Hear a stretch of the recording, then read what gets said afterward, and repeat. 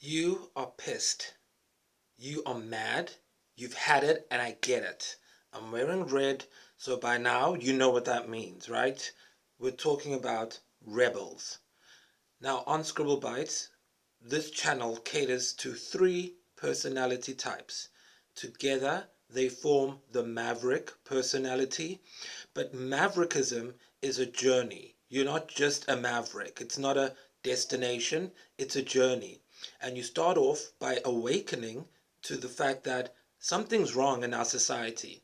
That's type personality 3.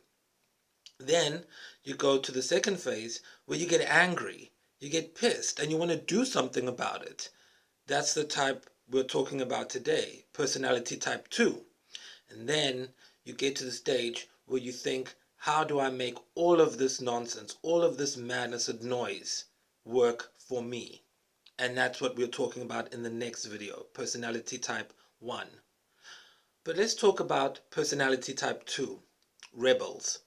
Now, if you read my research document that I wrote a few years ago that predicted pretty much everything that you see happening in society today, you'll recognize that I used to call personality type 2 mavericks, but now I refer to them as rebels. And in the new updated document, which is 125 pages and is not published anywhere, in that I make the distinction between a rebel and a maverick. You see, because a rebel just wants to rebel for the sake of rebelling. They're angry, they want to break things, destroy property, etc. But a maverick, as you'll find out in subsequent videos, they have that phase, but then there comes a point where you realize that you can't stay in that phase. Now, let's start with the fact that I chose the color red to represent the rebel archetype or personality type 2. If you look at the generic millennial programming playlist on this channel, all of the topics that I speak about in those 45 videos of that series deal with the personality type of the rebel. And a lot of people, when they see me wearing the color red, they immediately think this is going to be about communism, or this is going to be about the EFF, or the Economic Freedom Fighters. And this is what semiotics is. Semiotics is the meaning of signs, and the color red is a sign. But it's kind of become an empty signifier over time because red could mean love, red could mean Coca-Cola, red could mean communism, red could mean lifeblood, could mean anything. But because of the added identifiers of me being a black presenting male in South Africa, where people know the political tensions that are here, pair that with the color red, and then it's very easy for people to jump to the conclusion that, oh, this is going to be about communism, or this is a Marxist. And so using that is my point in subverting that narrative, because that is not what I'm talking about. I'm talking about capitalism, people working to make money, because that's the rule of the game that society sold us. And so I know that if you're watching this, you're angry because you followed the rules, but you're still broke and confused. And the reason for your confusion is because you don't yet know why you want the change you want so much. Look, a lot of people say you got to get out there, hit the streets, protest, vote, make a difference, join the conversation, make your voice heard. But looking at the world we live in now, I can tell you, especially from this country that I am recording this from, that system doesn't work. It might work in a country like America, where your voting system actually works and people play by the rules, and if they don't, the media exposes them and talks about it. But where I am, and in many other countries like Romania and Hungary, to name a few, according to my research, if you speak out, you get killed. Okay, it's very simple. You go vote, it doesn't count because that can be subject to intimidation, etc., etc. And that's one of the things that a lot of people don't understand from the outside looking in. People will normally say, you just got to buckle down, pull yourself up by the bootstraps, and work hard. But guess what? It's all a fallacy if the game is rigged against you from the beginning. And living in a mafia state, such as South Africa, the game has been rigged for ages. Now, the reason I'm talking on this broad level is because when you zoom in on the individual going through their own life experience yourself, you get told the same things. If only you would just go to school, pass all your classes, go to university, get a degree, then you'll get a great job, you'll be able to buy your house, get married, have children, and have barbecues or braais every Saturday while watching the rugby match. That's what everybody really wants. But what if your ambitions are more than that? Well, it doesn't matter anymore because we can't even get that basic, decent level of living anymore. Why? Because people are not fighting for the right things. They are fighting for an illusion that doesn't exist anymore. And it's time to wake up. And if you are watching this, you have already woken up. And now you're being initiated into how the real world works. So before I did my ethnographic research, as you know, you went to college, right? There are 6 stages to research. First, you have to ask a question. Then you have to do background research on that question. Then you have to form an hypothesis. Then you have to go and do your experiment. Then you have to come back and analyze the data that you've collected against your hypothesis and your previous research. And then finally, you have to present your work. What are your findings? What conclusions can you make from your findings? And how can you prognosticate what might happen in the future because of your findings? Now, I did all of that in the name of film. Because in South Africa, in the entertainment and media landscape, nobody focuses on audience development. In a study done by the NFVF, the National Film and Video Foundation, in 2016, the skills audit that they did showed that the reason why South African films cannot compete on a global landscape is because producers don't have the skill of audience development. People just make things and then put it out, basically burning money, throwing it away. And so when I got my funding, I said, I'm going to actually develop an audience. Let me go and research, who am I making content for? Who am I making movies for? And why should they watch them? And now the basics of theater, entertainment, drama is catharsis. This has been true since even probably before Socrates or Aristotle wrote his book Poetics, where he said the point of drama media is catharsis. The audience has to see themselves in the work and then go through an emotional process where they feel relieved or cleansed without having to actually live through the events portrayed to them on screen. So now, what problem do we have that we don't have a successful entertainment and media sector here? Well, the problem is people are just making their own stories copied from America or Hollywood and other places. Why? Because that's what they think is the norm, is the standard. And then when their films and entertainment and content ventures fail, you never hear from them again.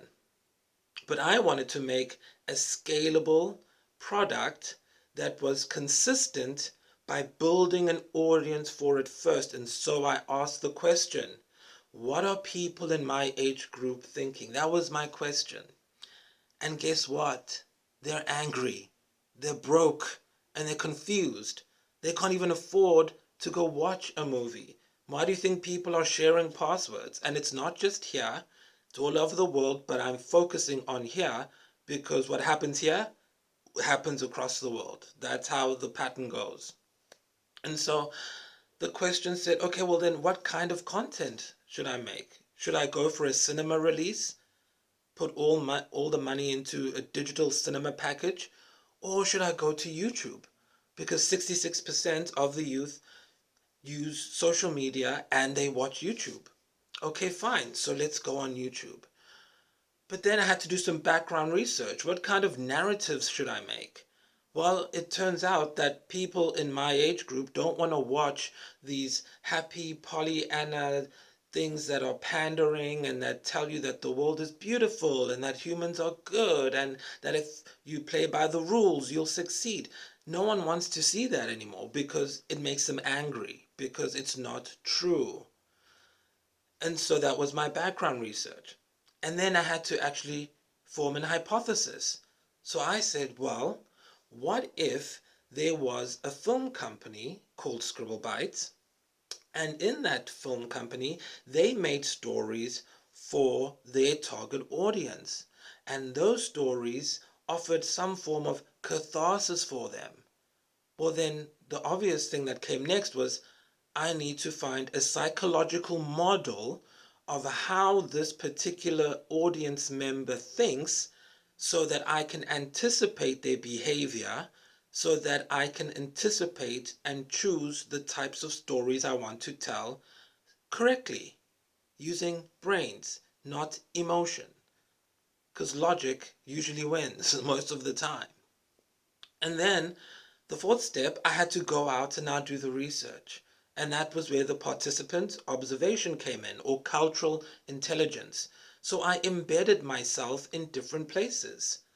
And I found a place where I could observe my exact target audience within the primary age range I was looking at, and then discover how they were dealing with being broke, about realizing that they'd been sold a lie. And then I was shocked by what I saw, because some of the things I thought in my pre-research would be true ended up not being true at all. And me coming from this angle as an objective viewer of the situation, I admit I had my own judgments about the target audience. I maybe thought that they were just complaining too much, that they were lazy, that they weren't pulling themselves up by the bootstraps. I even thought, well, why don't people just go on strike if they don't like how much they're getting paid? Why don't they just stop working altogether and then hurt the companies economically? But I found out the reasons why they cannot do that, because I was there during a strike, and I saw the psychological impact that you guys are going through. I was in it. I felt it. I get it. I know. And then I came back with all the data and I analyzed it. Step 5. And that's when I decided to change some of the terms from maverick to rebel and be more specific in how I saw you guys and the journey that you're going through in life and the struggles that are a part of it. And then I was able to create synthetic personalities or characters that represented each stage of that journey on your way to self actualization. Being who you were meant to be and not being some toy in this huge pyramid scheme of a society that is just using you to make more money while you get poorer and poorer. And so, step 6, I presented my information, and you can find the document in the description box and Google it. And even after presenting it, I went back and did more research, particularly on YouTube, to see what are people saying on this medium that I'm on now. So I've looked at the books, I've looked at the quantitative research, I've looked at the actual personal interactions and impressions that I got on the field, the qualitative side. And then I came back and recontextualized all of that data into a model that is now Scribble Bytes. And now I'm telling you that if you think that things are going to get better. They are not. So rather accept it now so that you can plan to move on to the next phase. The phase where you get to have, be, and do all the things that you were told you could have, be, and do when you signed up on this social contract. All of that money that you spent, your parents spent on your education cannot be for nothing. All of your student loans that you owe while working a crummy job flipping burgers as an accountant with a degree. You need to have value because you put value into yourself. And when people say that you're entitled, they are trying to gaslight you into believing that you don't deserve a return on the investment that you put in. In any other business sense, you would be able to sue. People are trying to sue Target and Bud Light, allegedly, because they lost money with the whole advertising fiasco that they've had in the past couple of weeks. You should be able to sue because you got a college degree and now you can't find work because we have a close to 50% unemployment rate in this country. When I started this research, the youth unemployment rate, so there's a national unemployment rate and then the youth unemployment rate. When I started this research, the youth unemployment rate was 48%. Today it's 75%. Now, what do you think those people are doing? Do you think that they're happy about their position? And a lot of people will say, well, those are just people who didn't study enough. That's why they're not getting hired. There are a lot of jobs looking for people. Not when you have corruption in play and favoritism and nepotism. There are not a lot of jobs. Point number one. And point number two, it's university graduates that are going through this. I specifically, in my research, before I even created my hypothesis, decided to look at university graduates. Why? Because these are people who have a life vision for themselves and who are working towards what they want. And I wanted to show, or to see rather, what does a person who's put everything society told them to put into their lives do when they realize that it's all fake?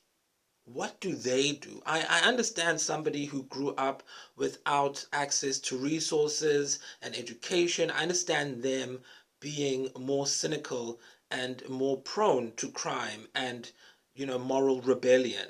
That's understandable. That's nothing new. But what do you do when you have a PhD and you're busy teaching English to Chinese kids from a computer cell site earning $2 an hour? What do you do then? How do you even begin to try and pay your student loans? So I went into the field, and in the last video I talked about the one group of personalities, the type 3s, and how they dealt with things. And now let's look at the rebels. How did they deal with things? So once I got embedded in the company, it was very interesting to start noticing the character dynamics. When I got in on the first day, I remember it felt like one of those horror movies where people look at you and then you can imagine the audience being like, don't go in there, wrong turn, don't take that turn. It's funny because even the person who facilitated my interview to get the job, they were kind of winking at me. Or remember that scene in Panic Room with Jodie Foster when the policeman comes to the door and she's being held captive by Jared Leto, and then Jared Leto's like, I'm gonna shoot you if you signal to the cops that something's wrong. And so Jodie Foster's standing there at the door and the cop's like, if you want to say something but you can't say something, just blink your eyes really fast and I know. And Jodie Foster's like, and the cop's like, ma'am, if say there was something that you couldn't say but you wanted to say it, just blink for me. And he's watching her. And Jodie Foster's like, and Gerald Leto's got the gun. That's what the person who recruited me for that position. In retrospect, I noticed what she was doing, or she was Jodie Fostering, because it felt like she wanted to say something but she couldn't, and to the point where she eventually wrote down a note for me on some of the forms that she gave me to take home, and she was like, Google this, and she wrote down something I should Google. Of course, I wasn't interested in Googling that because I had some research to do. But then a few weeks later, she actually came to visit on site because the recruitment was done off site. So she came to visit on site, and she was like, is everything okay? Is everything fine? And boy, how I should have listened to Jodie Foster. But I'm glad I stayed because I got to see and understand why you guys are so confused and why you're broke. And you need to have entertainment and media that tells the truth to you and doesn't tell you, no, you got to get a side hustle now. No, you got to go and do for whatever. Just, I get it, you guys. I get it. And so I get there, everybody's looking at me now like Jodie Foster, but our group who came in was excited. Why? Because we were part of a program that was meant to intern us and give us experience. And trust me, I didn't expect it to go down the way it went down. I literally thought, look, I'm going to go do this program. I'll get a certificate in generic management because I'm about to run a film company. I should know how to manage it. So I'm going to learn the skills to manage a group of people. And then at break time, I'm just going to talk to people and say, hey, what movies do you like? Where do you get your... Just a normal, that's what I'm thinking. It's just a normal, program sponsored by the government. I should have known that if the government is sponsoring anything, there's going to be corruption, allegedly corruption, and alleged crime involved. And allegedly there was, allegedly, according to my research, allegedly, which they tried to sue me for, allegedly, for speaking about it, allegedly. And so I get in there, and it was a shit show. Absolute shit show. If you want to know how corruption thrives, read my document. And more importantly, if you want to know how it affects people like you, read it, because you guys are not imagining anything. You have a right to be angry because you're confused. Now, one of the things that I noticed is that with the rebels in the company, they were very, very hard workers. They believed, get this, they believed that their hard work should equal some sort of recognition, either through a promotion or through getting their money on time or just basic appreciation. There were people who put in extra hours because they were promised that they would be taken under the HR department's wing because they had HR degrees. And according to the government program, they were supposed to be doing HR, but they were doing something else. I was supposed to be doing marketing, but I ended up doing something else. It was based on your degree, what you were supposed to be doing, but basically what happened was, allegedly, the company run by white people, because everybody says black people are corrupt. Well, get this. The ones I saw with my own eyes, allegedly, were white South Africans running a company getting subsidized by the state, by the taxpayers, to train the future leaders of tomorrow according to their degree. They got us to go teach Chinese kids English and work on any other miscellaneous contracts that they had with other petroleum companies, allegedly. Obviously, this was not the scope of what we were meant to do. And some people didn't take too kindly to that.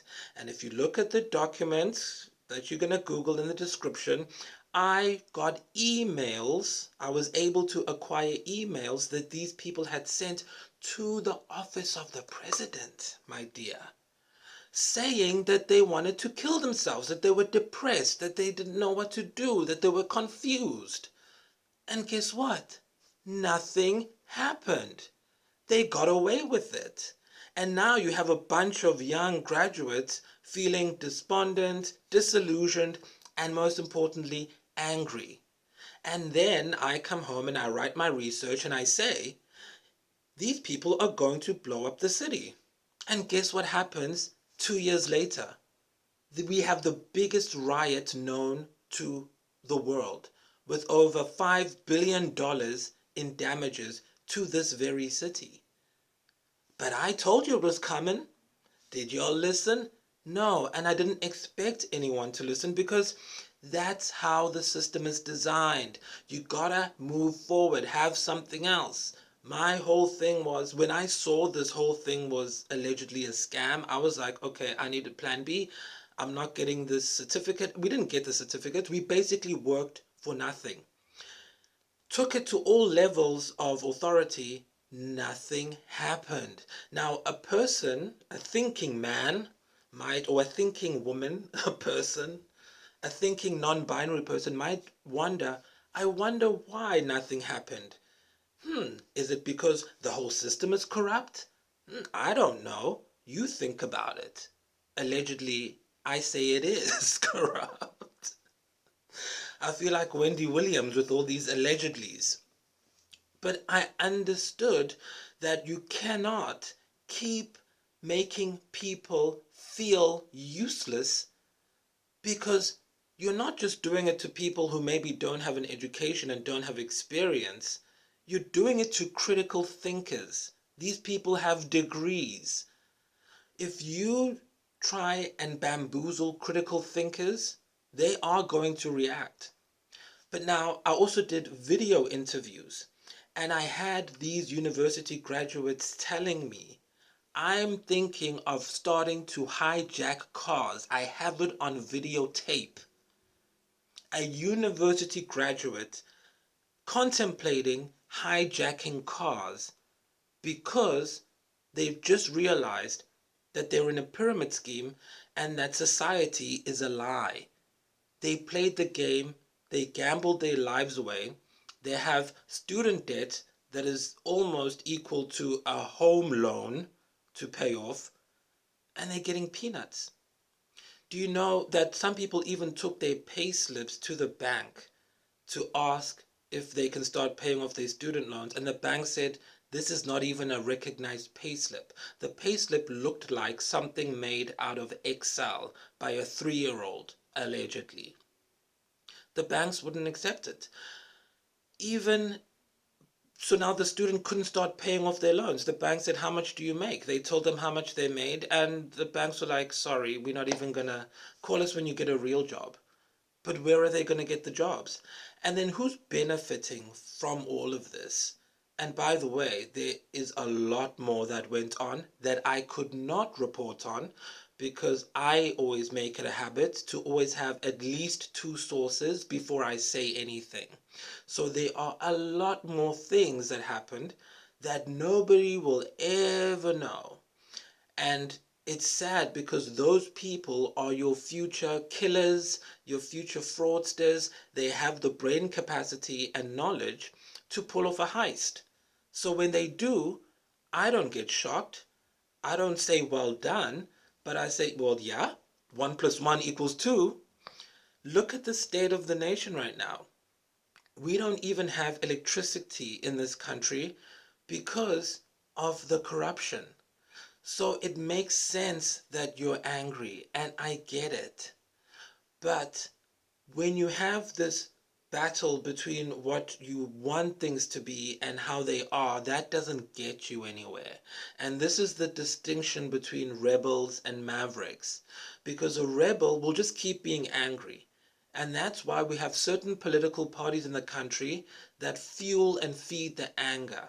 because they know that as long as they can fuel and feed the anger, you're not going to go out in the streets and destroy property as much, because you have an outlet to look up to in the media that is saying what you want to hear but doesn't really do anything. And that's why voting is a waste of your time. There is no political party in this country that is going to solve your issues, because 10 years ago, one political party said that they were going to go to Absa Bank and give us money and give us cars because we deserve it as students, blah, blah, blah, blah. Rubbish.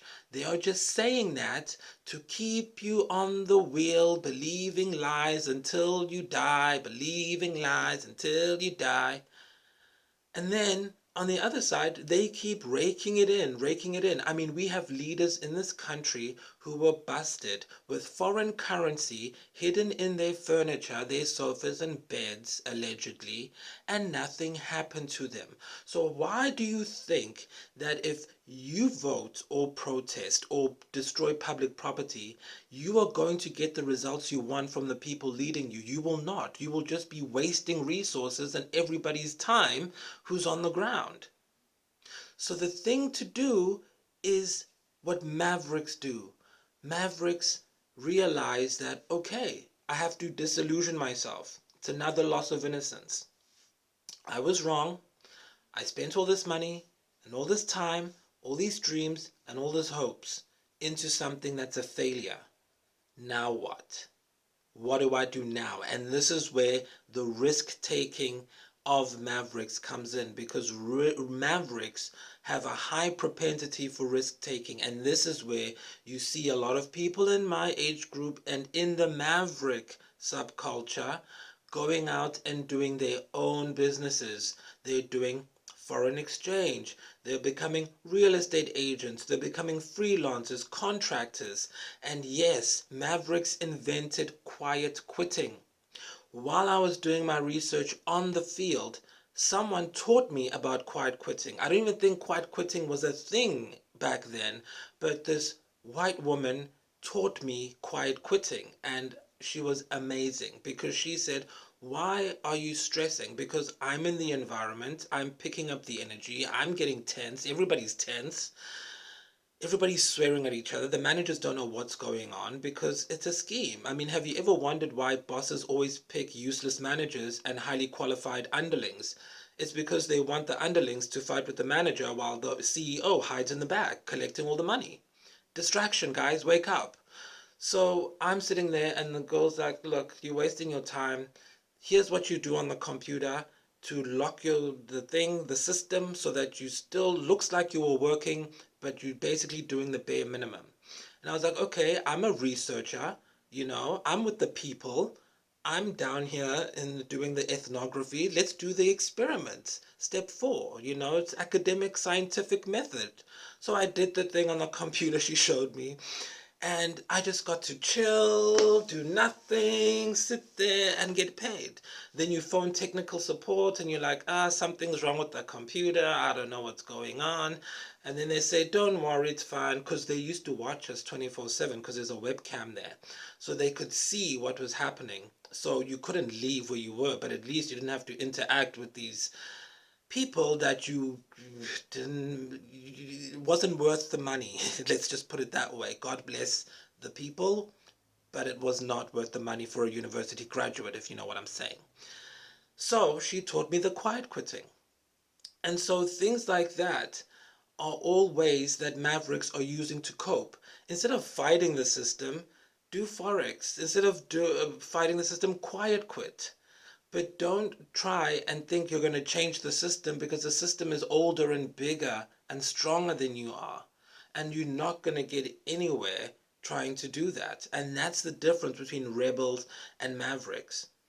And so why is it so bad in South Africa, and what does that mean for our American viewers and people all around the world? Well, when I did the research, I didn't just focus on South Africa in my presentation of the work, step 6 of the scientific method.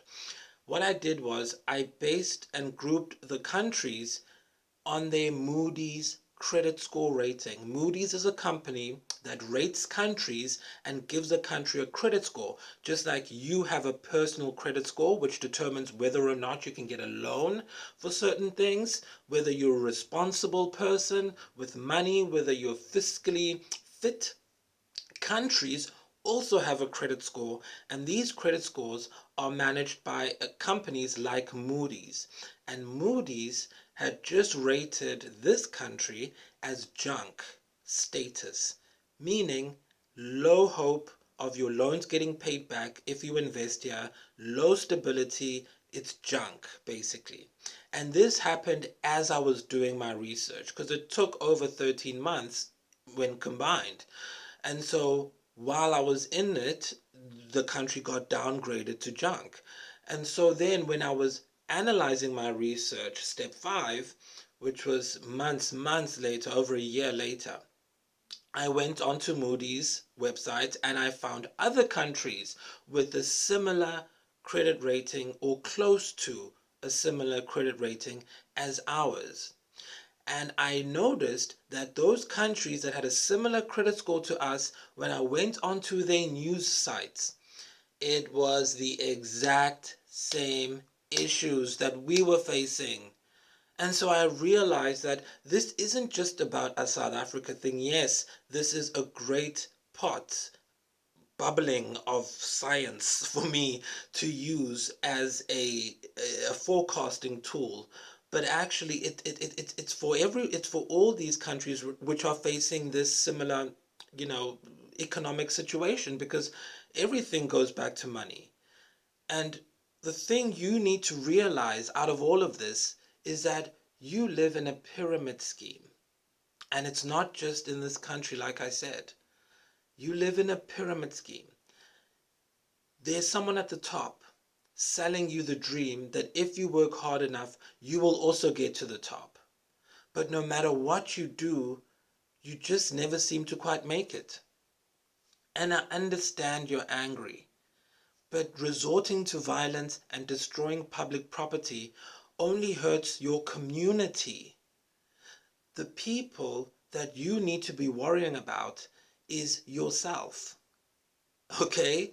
Not the government and not any corrupt people or whatever. Worry about yourself, because you are the one who has to live your dream at the end of this. I know you want things to change, but they won't. You need to change yourself. And you have all the skills to destroy the city and the world if you want to. We know that. You got your degree, you know what to do. You can think critically, you can put things into motion. You can destroy things if you want to. But that's not going to solve the issue. Because then instead of just you not having anything, then people coming behind you won't have anything either. And if you think it's bad for us, it's going to be much worse for them. What you really, really need is a way to use what you have for yourself. You paid all that money for that education, so use it for yourself. You demand change. You need direction. Because ultimately, you want control over your life, not control over the system. You'll never control the system. Did you know that the system is built to be the way it is? Especially in this country, did you know that we are basically run by a mafioso? Did you know that it was the mafiosos who even gave us freedom in the first place? Why do you think they don't hire qualified people to run the power plants? Why do you think that people buy rocks and put them in the turbines, nuclear power stations, or coal stations, but it's just rocks that have been spray painted black? And they buy that. That's how deep the corruption goes. Yes. If you own anything, land, whatever, there are people who come to you and say, you are going to pay us money every month to run a business. You are going to buy coal from us, whether you like it or not. If you don't, we'll kill you. And then they don't even give you the coal to run the power stations. They give you rocks that have been spray painted black. The rocks go into the machines, break the machines. When the machines are broken, there's another mafia because you have to send the parts to be replaced at a special place. You can't just send it to the best bidder or best price. No, you have to order the parts of the machine from a special place, and then they can do tender. And here we have something called tenderpreneurship, where the government can give you a tender, but usually we've seen evidence of tenders going to family members, people that they like or what. So there's no fair process. And then those people, we've seen evidence in other situations where they don't even use the money to buy the parts or fix things or do what it's meant to be done with. Instead, they go buy BMWs and mansions. And so now you've got broken power stations, you can't get the parts, and people are selling you rocks and saying it's charcoal. And then the country is on the brink of cataclysm because there's no power. And they are saying now that the whole grid is going to collapse and we are going to have a total blackout. And you know it's not going to take weeks to fix, it'll probably take months, even years. You may never see me again because there'll be no electricity to record these and upload them. That's where we are now. And you still want to vote? Are you kidding me? That's what got you in this mess in the first place. Forget the voting. Do something for yourself. You know, someone once asked me, what am I saying? Am I saying that people should sign a deal with the devil and just go full bad and full corrupt? And this actress that was part of the study told me, no, it's not about selling your soul to the devil. You gotta dance with the devil. You gotta see how you can use the situation to your advantage. And I know it's hard because the whole system is against you. I know that you might start a business and then the mafia is gonna come for you. I know that you might be buying property like those two young business people in Johannesburg who were then made to pay a huge electricity bill, which they weren't responsible for because the municipality couldn't even do a simple administrative task of switching off power to a building because the owners requested it because there were squatters in the building. And then when the owners sold the building, then the electric company says, oh no, you have to pay this bill of millions of rands. And like, but we told you to shut it off. I know it's frustrating. I know you're angry, you're hot. But blaming groups of people who had nothing to do with it, telling people, I told you so, I told you so, that is fun. It feels great to blame black people for voting for a certain political party and then making it seem as if we are the reason that the country's like this. I know that sounds cool, even though I've never voted in national elections ever in my life because I was lucky enough to grow up knowing what really goes on behind the scenes. But it doesn't mean that it's our fault. What I have always advocated for is not letting whatever's going on around you externally influence the direction you've always wanted for your life. If that means you're going to have to leave the country, that's what it means. And that's a really good idea. But at the same time, you're giving them what they want. They want the intellectual people in this country to leave. There is a war against clever people or people with degrees. You know, they even use the word clever as a derogatory term for a black person who goes against the corruption and the kleptocracy of the country. They call you a clever. That's how ingrained it is. So I'm saying, yeah, if you leave, you're giving them what they want because obviously you want to stay and live where you were born and bring it up the community, and do things to uplift yourself and others because if you create a job, you feed five mouths. But you're not going to do it here. So just accept that and move on. And that goes for wherever you are. If you are even in America, if you're in a job and you don't want to do it, just don't do it. Bet on yourself. You've already done the thing everyone bets on. It's not really working wherever you are in the world. Well, now it's time to bet on yourself. And if you want entertainment and media that supports that narrative, then you've come to Scribble Bites. You've come to the right place. And that's the point. I know I talk about all these different things, looking at politics and the world and psychology, but I don't care about that. So don't come for me on that. I'm just here to contextualize the type of programming and narratives and entertainment that we do here. It's not random. We don't just turn on a camera and start speaking.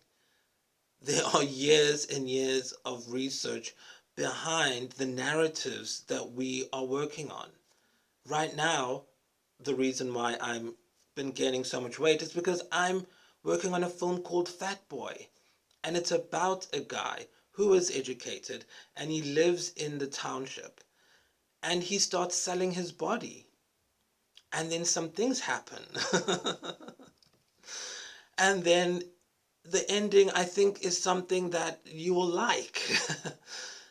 I'm not going to do an ending where he goes to the police and he reports things or goes to, there's not going to be violence and or rather brass band triumphant. No, it's going to end on a note that is realistic to the life we're living now. So I understand why you're angry, and if you're here, you're a maverick. You got this.